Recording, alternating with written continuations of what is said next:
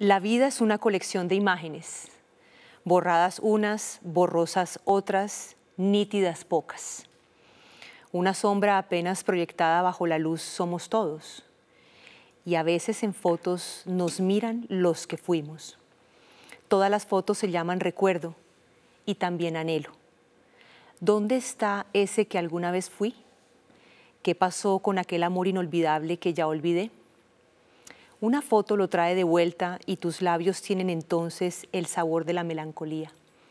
Bienvenido, mundo, al nacimiento siempre constante de mi biografía. Algún día yo también seré solamente una foto borrándose en un cajón. Hola, bienvenidos a otro capítulo de Las partes de la lengua. El fragmento que ustedes acaban de leer y de oír corresponde a Estaba en llamas cuando me acosté. Este que es el primer libro, voy a apelar a la biografía que trae la solapa de esta publicación, de Juan Mosquera Restrepo. Estudió Comunicación Social y Periodismo en Universidad Pontificia Bolivariana, hijo de padre chocuano y madre antioqueña, él negro, negrísimo, ella blanca, blanquísima. Ha trabajado en prensa, radio, cine y televisión. Bienvenido, Juan, ¿cómo estás? Muchas gracias, Claudia, por la invitación. Estoy con nervios. Claro, estábamos hablando hace un momento porque es que tú siempre estás de este lado entrevistando y ahora estás del otro lado. Y es como raro. Claro, claro, como personaje de algo muy importante. Te estaba dando la bienvenida a este programa, pero también quiero darte la bienvenida a este mundo de los escritores, porque este libro del que estamos hablando es tu primer libro. Estaba en llamas cuando me acosté. Este es un libro de poesía y también de relatos íntimos. Y quiero preguntarte para empezar, ¿cómo te sientes estrenando tu pluma y tu sensibilidad en esta primera publicación? Es extraño, es emocionante. Un poquito queda como una pregunta sobre si la gente lo va a querer leer y si después de leerlo, ¿qué van a decir? Pues porque realmente es un acto de exposición. Yo he publicado, como decías en la biografía, pues otro tipo de textos, o incluso he publicado libros, pero no con mi nombre. Pero hacerlo esto es ya como decir, bueno, aquí estoy yo, además por el tipo de textos que están entre la solapa y la contraportada. Entonces se siente uno expuesto, muy frágil, la verdad. Muy frágil. Y contento también, claro. Ok, bien. Estaba en llamas cuando me acosté. Es el título de este libro, tu primer libro, y es también la primera línea de una columna titulada La cama en llamas, que escribiste en 1999. Tu papá tenía el recorte del periódico donde salió esa publicación y tenía ese recorte en su nochero. ¿Te gustaría, Juan, compartirnos algo más de ese recuerdo? Eso sucedió cuando mi papá muere, que murió hace unos 18 o 19 años. Está uno en el santo oficio de coger los recuerdos de alguien y empezarlo a conocer en la ausencia. Mi papá era mi papá, pero no hablábamos tanto, o no hablábamos de manera profunda. De hecho, me he ido haciendo más amigo de él después de que se murió.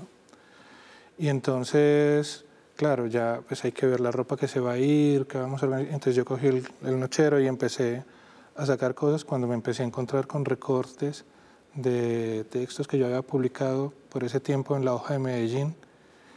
Y me asombró mucho encontrarme con eso, pues me enterneció, lloré, porque ver, por ejemplo, un noticiero con mi papá era insufrible, era imposible. Él estaba ahí sentado, nos sentábamos, dos hermanos míos más también son periodistas, también estudiaron comunicación, y él era ingeniero y cargaba como la frustración, yo creo, de que no fuéramos ingenieros como antes. Decía, este país está como está, es por los periodistas. Entonces uno después de eso se paraba y yo como, bueno, sí, señor, gracias. Entonces como que él tenía un orgullo, pero era un orgullo íntimo, no expresado. Encontrar esos recortes fue de cierta manera como el comienzo de una reconciliación. Ana Cano, nuestra colega y periodista y editora, te escribió en Twitter lo siguiente cuando conocimos la publicación de tu libro: que sepas que una vez graduado de poeta, de allí no te podrás bajar. ¿Qué piensas de esa afirmación? Ana María es... Estábamos en la Hoja de Medellín en aquellos años. Me acuerdo que alguna vez fueron de un canal a hacer una nota sobre lo que yo escribía y la entrevistan, obviamente. Y Ana dice una frase que no se me olvide nunca y dijo: ojalá a Juan no se lo robe la televisión porque se va a perder una pluma periodística muy grande que podría ser un gran cronista. Pasó. Es decir, al tiempo yo me quedé trabajando en televisión y la escritura se pospuso. Pero yo creo que lo que hay ahí, en lo que ella dice y en lo que uno encuentra, es como admitirse, sí, que la poesía vive en uno y que creo que no se puede escapar por más que uno le haga como esguinces y trate, pues ahí está. Escribiste poesía, lo cual me hace pensar que lees poesía. ¿A quiénes lees? Mira, con la poesía yo tengo como una relación, pues de un afecto gigante, pero es que encuentro poesía. Yo me alegré mucho cuando Bob Dylan se ganó el premio Nobel, porque yo creo que el género canción es poesía. Entonces, muchos de los textos cruzan con música y tienen una musicalidad que se busca. Entonces, por ejemplo, a alguien como Joaquín Sabina, portentoso poeta, a mí nunca me gustó su voz, sino hasta ahora hace poco que la tiene más cascada. Entonces yo a Sabina lo leía, me gustaba leer las letras, pero yendo a poetas, pues pasé como por los iniciáticos de todos, pues por Rimbaud, por Baudelaire, en la época en que uno leía eso. Ahora me gusta Manuel Vilas, ¿se llama? Sí, Español. El español, pero lo que pasa es que también encuentro mucha poesía en textos de prosa. Sí. Y mejor dicho, yo creo que la poesía ya ha encontrado, es que es una forma tan natural de habitar que no tiene que estar ni escrito en décimas, ni tiene que seguir la formalidad que la academia le enseñó, sino que yo creo que hay poesía en muchos asuntos, en el cine, por ejemplo. En el periodismo. Una de las películas que más me gusta se llama Patterson, que es la historia de un conductor de bus. Cuentan de domingo a domingo, una semana. Él llega, se levanta en la mañana, va, recoge el bus, sale y tiene una hora, la hora del almuerzo, saca una libretica y escribe un poema todos los días. Y eso me parece muy hermoso. Y la película entera es poesía. Me gustan las películas que tienen los efectos especiales en las palabras. Y así con autores, con libros y con canciones, mucho con canciones. Advertencia. Darío Jaramillo Agudelo, sí, claro, Darío Jaramillo. Ay, sí, no, y además oírlo a él hablar, pues, a él declamar, o sea, él es un goce en todas sus facetas. Sí, sí, sí. Uy, sí, qué delicia, Darío Jaramillo. Piedad Bonet, claro, Piedad Bonet. Sí. No, pues claro. Y ahí voy a seguir, dale. ¿Me vas a seguir interrumpiendo con la lista para saber si puedo seguir? No, ya me siento a este lado. Ya se te empezó a calentar el cerebro para poder responder. Bien, advertencia. Lea bajo su propio riesgo. Este libro duele, escribió la escritora y premio Alfaguara Pilar Quintana.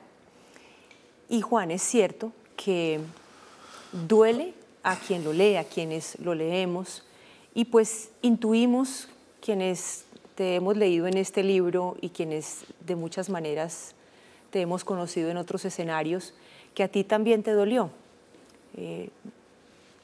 cada relato y luego supongo la revisión de esos relatos para que llegaran a convertirse en un libro. ¿Escribirlo mitigó de alguna manera tu dolor?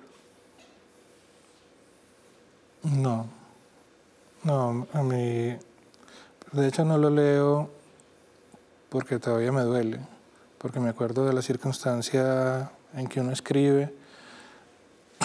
Hay asuntos que son íntimos propios, que son casi confesiones, pero hay muchos asuntos de lo que a mí me duelen todos los días, que es el país, y como de lo que uno siente, y este país realmente, aunque parece que cambia, no cambia.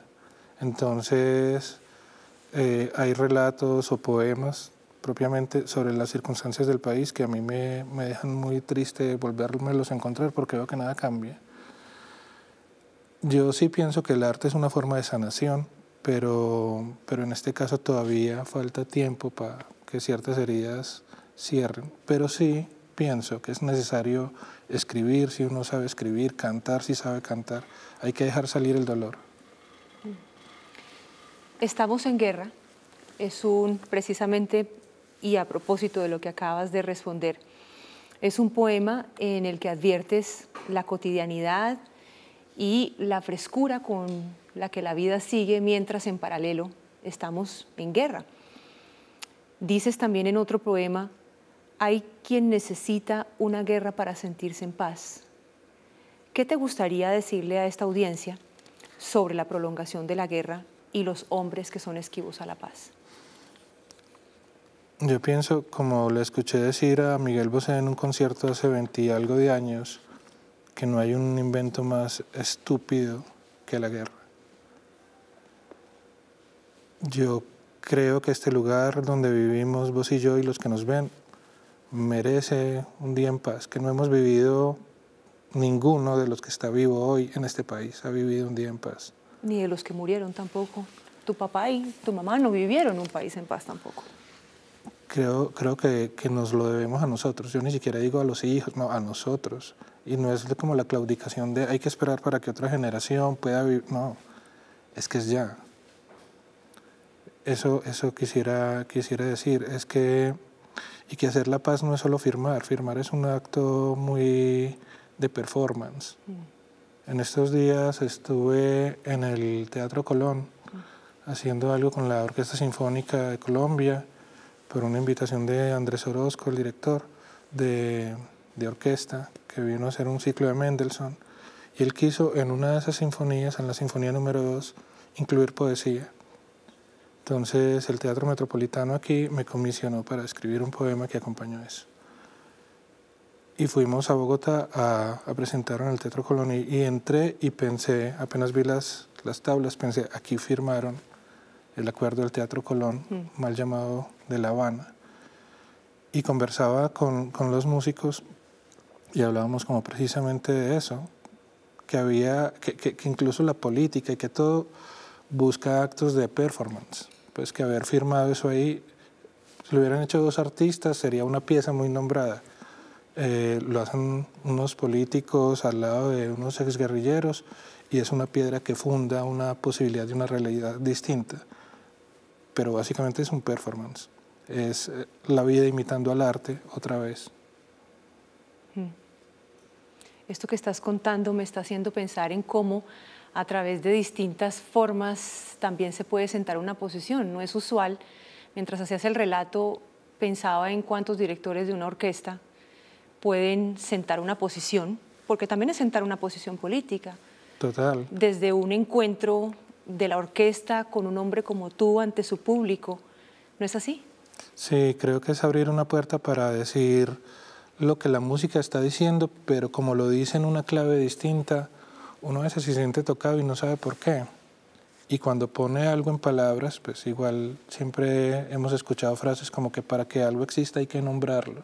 Entonces poner palabras contemporáneas en este caso hacen que realmente haya un manifiesto político, porque yo creo que casi todo, y sin el casi, todo lo que uno hace es un gesto político. Sí, hasta la forma de vestirse. Totalmente. Es cierto. Bueno, tú sufres de insomnio. Sí. Eso es un tema viejo, del que en algún momento también hablamos. Se me están acabando las neuronitas. No, pero no puedes permitir que eso pase porque tienen que venir más libros. Y muchas veces hemos leído escritos que varios incluso encontré aquí en este libro que publicaste a las 3:53 AM o a la 1:11 AM, que es como también lo escribes, por ejemplo, en Twitter. Lo cual me hace suponer que parte de la inspiración de estos escritos nació en la madrugada. ¿Es así? Sí, hay muchos textos de ahí que nacen en la madrugada y tienen... El título del libro tiene como varias historias, pero por ejemplo eso responde en cierta medida a que esos textos sean hechos en la madrugada. y conversando con la editora, con Lucía Donadío, hasta por eso mismo la carátula es negra y es con rojo, porque es una metáfora a las cosas que pasan en ese asunto nocturno, donde la luz es más tenue y donde, yo no sé, como que en el silencio de todas las cosas encuentra uno las palabras que el ruido del día no le dejó escribir. Entonces aprovecho, digamos, ese insomnio para sentarme a escribir o a teclear, pues porque muchos asuntos no fueron escritos ni siquiera en un teclado, sino que fueron escritos en un teléfono, en una red social. Hablaste de la portada y se me ocurre que hablemos de ella. Estás hablando de esta portada que está llena de fotografías de Juan en distintas poses. Las fotos son de tu amigo, Federico amigo Ríos. Federico Ríos. ¿Cómo llegaste a estas fotos y luego a convertirlas en la portada de tu primer libro? Federico un día llega y me llama y me pregunta, vecino, ¿usted está en la casa? ¿Me da un café? Entonces yo le digo, sí, claro, vecino, pase. Entonces el vecino efectivamente viene, pasa, viene con una cámara colgada, que no es una cámara digital, sino análoga, y me dice, mira, esta cámara tiene como 30 años y quiero probar a ver si está buena. Pone su mano así, al lado del patio de ropas, y dice, vení, párate aquí que la luz está bien. Y yo, no, es más bonito ya. Y él, no, aquí está bien la luz. Y ya esos son 4, de hecho hasta tenía nombre, es que la sesión de la lavandería no se hizo para el libro, no se hizo nada, sino que yo luego en alguna red social puse las foticos de Federico. Ay, sí. Y Lucía, una vez más con su ojo, dijo, tenemos portada. Ay, tan bella Lucía. Ahora vamos a hablar de eso. En mi país no enseñan historia. Creo que le temen al pasado. Escribiste en otro poema. Y Juan, tu libro, tus días en otros trabajos, tus conversaciones, siento yo que están ligados a la memoria. ¿Qué es para ti la memoria? Yo creo que la memoria es de alguna forma un espejo de la identidad. Creo que no sabemos quiénes somos precisamente porque adolecemos de memoria. Si uno quiere saber quién es o por qué es como es, tiene que tener memoria de las cosas, de lo vivido, del lugar, de las canciones que bailaban tus papás, porque todo eso hace parte como de la educación afectiva que efectivamente lo lleva a uno a vivir la vida que vive. La memoria no solo tiene que ser la memoria histórica, no tiene que ser la de las clases de historia que nos tocaron a nosotros, donde todo era un relato de batallas. Yo creo que la memoria que nos debemos también es la de las pequeñas cosas, la de la cotidianidad, la que están relatando las mujeres en una colección que precisamente nombrabas ahora Pilar Quintana, que la Biblioteca de las Escritoras. Yo creo que ahí está la historia de Colombia. La que no enseñan las otras enciclopedias está ahí, porque te dicen qué comían, te cuentan cómo eran las sociedades, te dicen qué tabúes habían. Ese es el relato histórico que nos está faltando. Eso es la memoria. La memoria es decir, aquí estuvimos, así fuimos, así éramos, esto soñábamos. Y dejar evidencia de eso. Yo creo que por eso al final terminé publicando un libro, porque había que dejar evidencia, había que mostrar algo de esa memoria. Hablemos ahora, Juan, de algunos personajes que tú mencionas en tus relatos y a quienes les dedicas algunos poemas. Tal vez a Teresita Gómez, Retrato de un hombre descalzo, Francisco de Rú. Exactamente. ¿Cómo tocan tu vida estos personajes? Yo creo que por el oficio que vos y yo compartimos tenemos como una oportunidad excepcional, que es conocer gente que es capaz de tocar e incidir directamente como en la historia del país. A veces uno tiene la fortuna de convertirse en amigo, como sucede por ejemplo con Teresita Gómez, que siempre voy a recordarle y agradecerle que en el entierro de mi mamá ella fue la persona que se quedó conmigo al lado. Y por eso, más allá de la gran pianista que es y que siempre lo seguirá siendo, es una persona que amo con entrega absoluta. Con el padre Pacho he trabajado además y y siempre he dicho en voz alta que debería ser el ministro de Paz de este país desde antes de que alguien dijera que sería bueno tener un ministerio. Conocer a ese tipo de personas, conocer a mucha gente en el dolor, por eso el oficio pues también lo hace a uno consciente de que todos somos frágiles, humanos, falibles, que nadie es un nombre que vos lees en la prensa o escuchas en la radio. No, todos tenemos dolores y haberlos conocido de cerca me obliga a reflexionar sobre ellos y a escribir sobre ellos como desde su estatura humana, no la del personaje, sino la de la persona. Una casa de familia es otro relato que tienes en el libro, que además es una belleza porque cuenta la historia de esta primera orden de arroz a una casita que está tal vez empezando con un negocio de comidas y la persona que recibe el pedido se da cuenta en el recibo, la persona que supongo que eres tú, sí. Recibe el pedido y se da cuenta de que es la orden 001 y ellos todos felices y conmovidos porque es su primer arrocito que compran, que logran vender. Las empleadas es otro relato. 2.000 pesos es otro cuento bellísimo. El trovador del bus, Clímaco, el taxista, otro más que está aquí en este libro, estaba en llamas cuando me acosté. Y son relatos de la gente que encuentras en la calle y que ves con tus ojos compasivos y amorosos. Eso está claro a través de cada línea con la que haces el relato. La calle es también un lugar de inspiración. Y quisiera preguntarte por eso, Juan, ¿por qué te gusta tanto lo que ves en la calle? Porque no es usual. A veces las cosas que vemos pasan, simplemente pasan, se vuelven parte de un paisaje, pero tú no, tú te detienes y observas, reparas en eso, en lo que mucha gente no. A mí me gusta mirar, observar, escuchar. Yo no sé manejar, entonces casi todo el tiempo tengo que usar transporte público, obviamente, o caminar.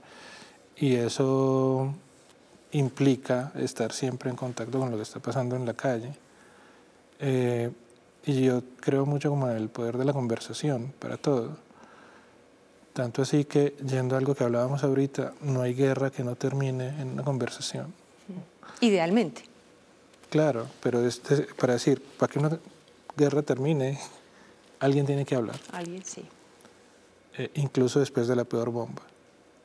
Y para esas guerras o para las guerras cotidianas, la de una pareja en la casa o el asedio del tráfico del taxista, hablar siempre aliviana, siempre permite. Entonces, a mí me gusta escuchar, me gusta hablar y me pasan cosas que yo creo que si la gente preguntara o se acercara más, le pasarían a todo el mundo. A mí a veces me dicen, pues que a usted le pasan cosas muy raras. Y yo, no, son cosas absolutamente normales, simplemente es hablar o escuchar. Y que te detienes y te tomas el tiempo para oír, y todos que esos tampoco textos, es tan común. Todos esos textos son reales, pues a veces escribo en primera persona y otras veces no, pero todo lo que hay ahí, ese libro podría ser un libro de periodismo también. Sí. Por eso cuando dijeron, es un libro de poesía, pues sí, está compuesto en su mayoría por poemas, pero yo no sé si ese género sea el que pueda abarcarlo todo, porque hay textos que fueron columnas de opinión. Hubo un tiempo, por ejemplo, que yo le propuse a los muchachos de Vorágine que hiciéramos unas columnas de opinión que fueran poemas. E hicimos eso hace como unos 2 años, pues durante un tiempo, pero igual era muy desgastante encontrar algo en la realidad y poetizarlo siempre, y más en el tono en que Vorágine trabaja, que es muy de la denuncia. Pero a lo que me quiero referir con todo esto es que lo que hay ahí es una evidencia de la vida. Un nombre anterior era probablemente La vida en minúsculas para este libro. Y es porque es eso, esa vida en minúsculas describe un poco como la manera en que yo también veo el mundo. Pasemos de la calle a la casa, a tu casa, porque tu casa también es ese otro lugar que está reflejado en estos escritos aquí en tu libro. ¿Qué es eso? ¿Qué es tu casa y qué fue tu casa? Qué pregunta tan fuerte para mí, aunque parezca inofensiva. todo es inofensivo. Sí, yo sé, sino que yo vengo de una familia hermosamente disfuncional, como casi todos. Yo amo mucho a mis hermanos, amo a mis papás, amo a todos alrededor, pero yo no sé por qué uno se acuerda como de los dolores. Entonces he tramitado por medio de la escritura la despedida de mi abuela cuando el cáncer llegó, Que también está relatado aquí. o una distancia muy dura que yo tenía con mi mamá, porque antes de enfermarse el último tiempo, yo quería estar más cerca, pero ella se quejaba mucho de muchas cosas con o sin razón, y eso me generaba a mí unos dolores como nudos.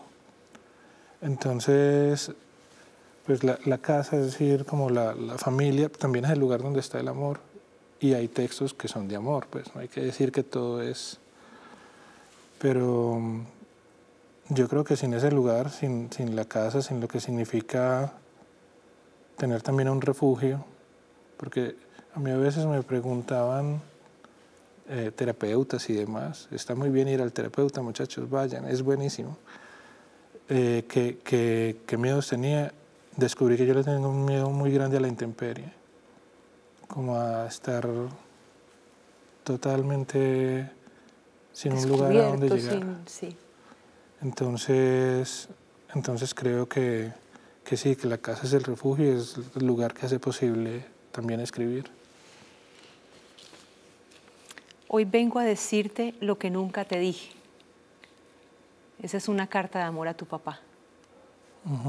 Háblanos de tu papá y el poder de tu papá también reflejado en este libro. El libro está dedicado a mi mamá, Sí. porque las semanas antes de morir, ella estaba muy mal, entonces yo me sentaba como al lado de su cama a leerle precisamente los textos de ese libro. Pero mi papá es un hilo que recorre el libro también, porque por esa relación que decía ahorita, pues eso es como muy importante en la vida de uno. No solo tengo su apellido, me parezco físicamente, pues lo tengo en la cara, como dice el epígrafe del olvido que seremos. Es una persona que nos dio lo mejor que nos pudo dar, que fue la educación. Pero es una persona que también nos dio mucho dolor. Entonces, ese texto al que te referís es un texto muy doloroso que lloré mucho escribiendo, pero que sentía que tenía que hacerlo, decirle que lo odiaba y que lo amaba al mismo tiempo. Yo creo que por eso gravita como por varias páginas, y que creo que, sabes que al final todos tenemos a alguien en la familia como cualquiera de los que está ahí. Yo creo que mientras más habla uno de uno mismo, más está hablando de todos. Y creo que eso es lo que puede lograr como cierta empatía por parte de un lector cuando se encuentra con muchos de esos textos que yo ponía primero por allá en Instagram o en no sé dónde, o yo escribía en papel y los regalaba. Eso fue como ponernos juiciosos a agruparlos. ¿Sabes por qué son lindos estos encuentros con personas como tú, como los que hemos tenido la fortuna de entrevistar en otros capítulos para las partes de la lengua? Y es que esto le demuestra a la gente que nos está oyendo, a través del canal, a través de la aplicación, por donde quiera, que los escritores son como todos nosotros, que la distancia es muy corta, que nos identificamos con las emociones bonitas, tristes, feas. Y eso me parece que es el lazo más bello que se puede construir entre un escritor y un posible lector.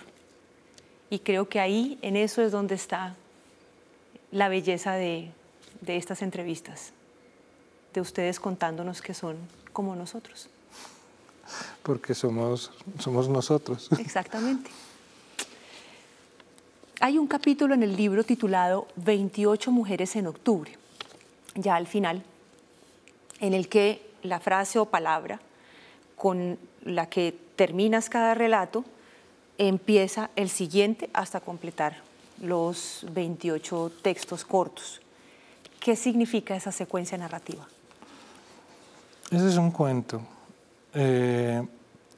por lo que hablamos ahorita de los géneros que pueden estar habitando eso. Es un cuento que escribí hace muchos años, décadas, muy influenciado por los sentimientos, por la situación sentimental. Era un regalo que yo quería dar de cumpleaños y entonces yo dije, pues cumplís años el 28 de octubre, ¿qué te diera yo? Ah, ya sé, voy a pensar en 28 mujeres que pueden ser como vos.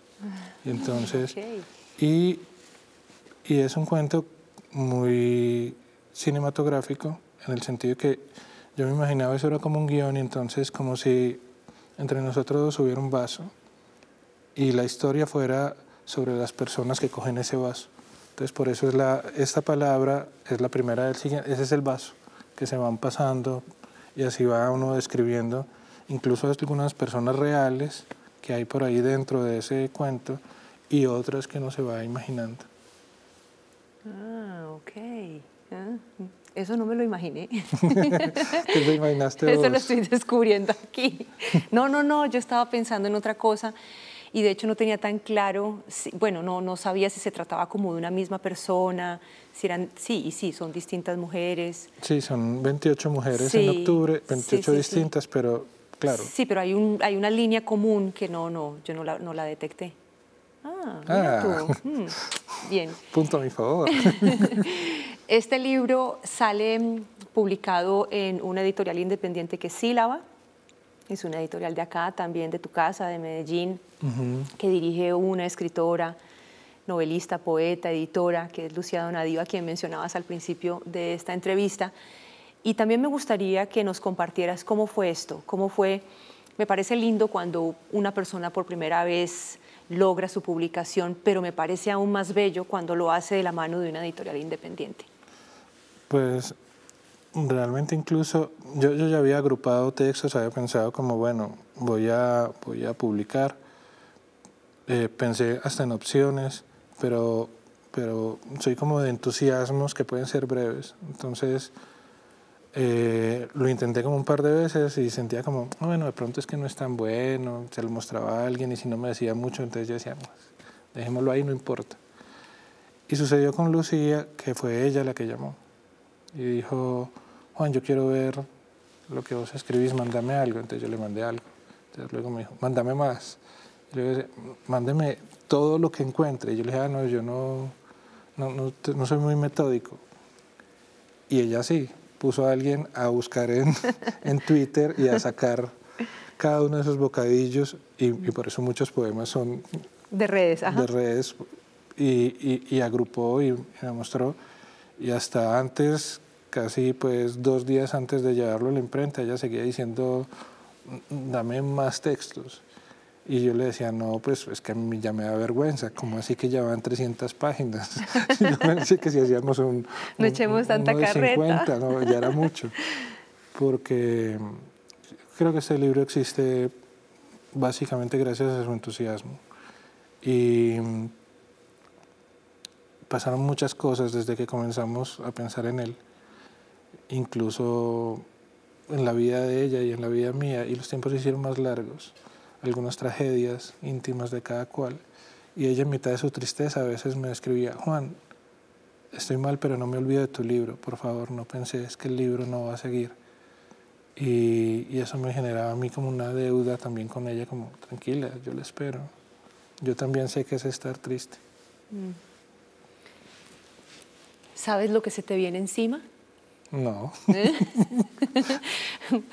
Cuando uno publica un libro por primera vez y este semestre, que es el semestre de temporada de ferias, lo que significa es que todos queremos tener al escritor, hablar con él, entrevistarlo, viajas, pasas muchas horas atendiendo gente, firmando. ¿Te gusta esa idea? No sé, pues, porque de hecho, lo que pasa es que yo pienso como siempre, como un día a la vez.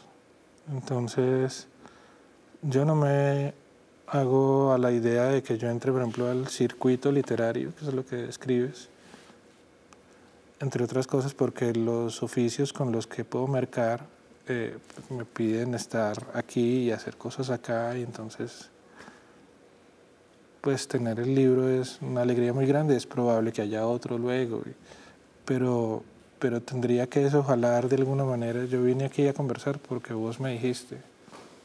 Sí, no sé, y ha generado algo muy bonito esto, que me lo decía el otro día Ana María: déjate ayudar, la gente te quiere hacer por vos lo que vos has hecho por ellos muchas veces. Entonces, claro, ya una amiga me dijo: yo quiero hacerte un plan de medios, vamos a ir a no sé dónde. El otro decía: yo te quiero escribir el boletín de prensa. El otro, y yo, pues todos montados en una idea súper hermosa, que yo creo que si uno termina cediendo a eso, en este caso, y lo digo sin falsa modestia, no es por el deseo de hacerlo, por el libro, por uno, sino porque alguien como vos me llama y no te puedo decir que no. Ana María es una mujer muy sabia, tiene toda la razón. Además, no solamente es el deseo de ayudar, Juan, yo creo que también recorrido un cierto tiempo en esta cadena del libro, uno también aprende a apreciar el esfuerzo, la calidad y el amor que hay en la publicación de libros como este, como Estaba en llamas cuando me acosté. Así que no es solamente un tema solamente de amor y de misericordia, sino de entender que allí hay algo hermoso y que vale la pena que lo conozca. Si hay alguien que nos está viendo ahora, y esto viene a propósito de lo que te decía, lo bello de estos encuentros es que le dicen a los otros que somos iguales, que tenemos miedos que compartimos, dolores, alegrías, y que tal vez hay alguien que no sepa cómo decantar las emociones, y muchos lo hacen escribiendo, como tú. ¿Qué le dirías a esa persona que siente el talento, que tiene el talento para poder escribir, pero no sabe cómo empezar, cómo se hace para escribir lo que yo siento, sin necesariamente tener la pretensión de publicar un libro? Yo creo que todos, antes de escribir, somos lectores. Yo creo que hay libros, por ejemplo, que lo impulsan a uno a escribir. Uno se da cuenta que hay libros muy buenos cuando uno como que quiere parar y escribir uno mismo, pues como que logra que lo inspira a uno. Voy a decir algo en público que no digo. Yo una vez me quería morir. Bueno, a veces uno se quiere morir. La primera vez en serio que me quise morir tenía 15, 16 años y lo intenté. Como se puede apreciar, no lo logré. Cuando pasó ese episodio, lo primero que hice fue escribir un poema, muy malo, pero era sobre una piedra que caía en un pozo y no sé qué. Pero siento que haber escrito eso hizo que no lo intentara a la semana siguiente. Obviamente no lo escribí pensando en voy a publicar esto, ni quiero. No, lo escribí porque yo pensaba que yo era esa piedra y tenía que decirlo de alguna manera que no fuera con una cuchilla.